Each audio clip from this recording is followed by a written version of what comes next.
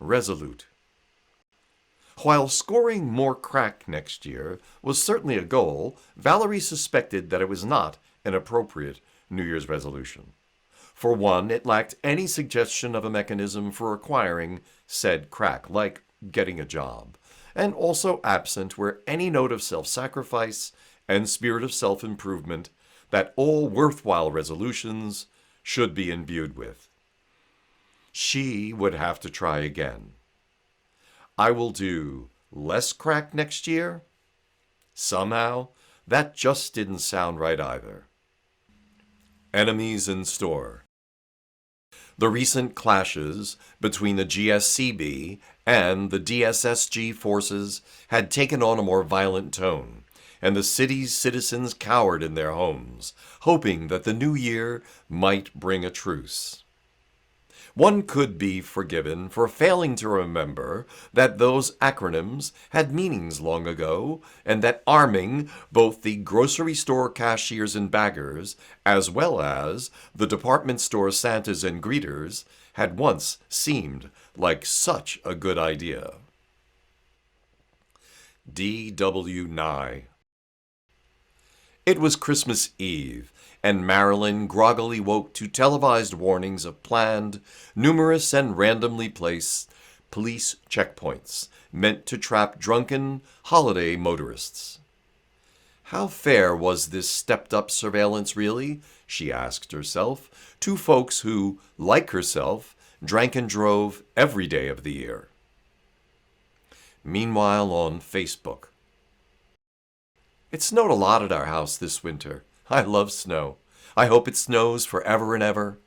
My dad is out in the yard, and after the snow melts, his body will be exposed, and I'm going to have to bury it.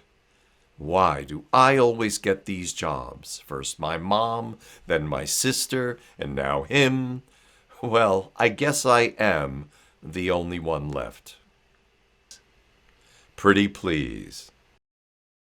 It was the holiday festival of drink and song, and tradition had it that those with a message to share should mount the gaily painted, makeshift stage to address the assembled revelers.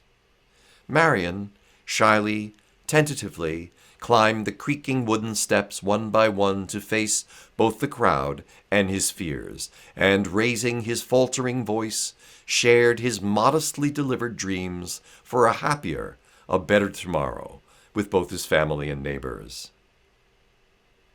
Everyone laughed at and taunted him and made a sport of throwing traditional fried pastries at his face. With bowed head, he shuffled away from the blows to the anonymity of the shadows amidst their cackling laughter.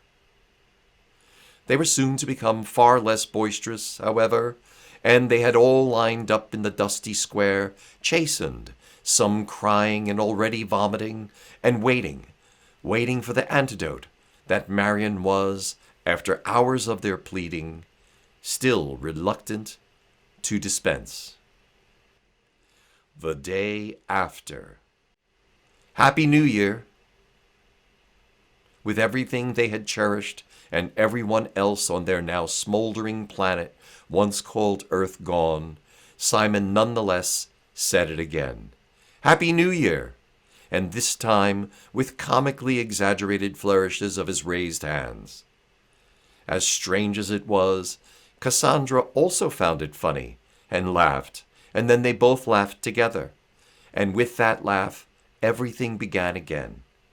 Just everything. Happy holidays, everyone. May you confront, overcome, or at least learn to laugh at your own very bad days.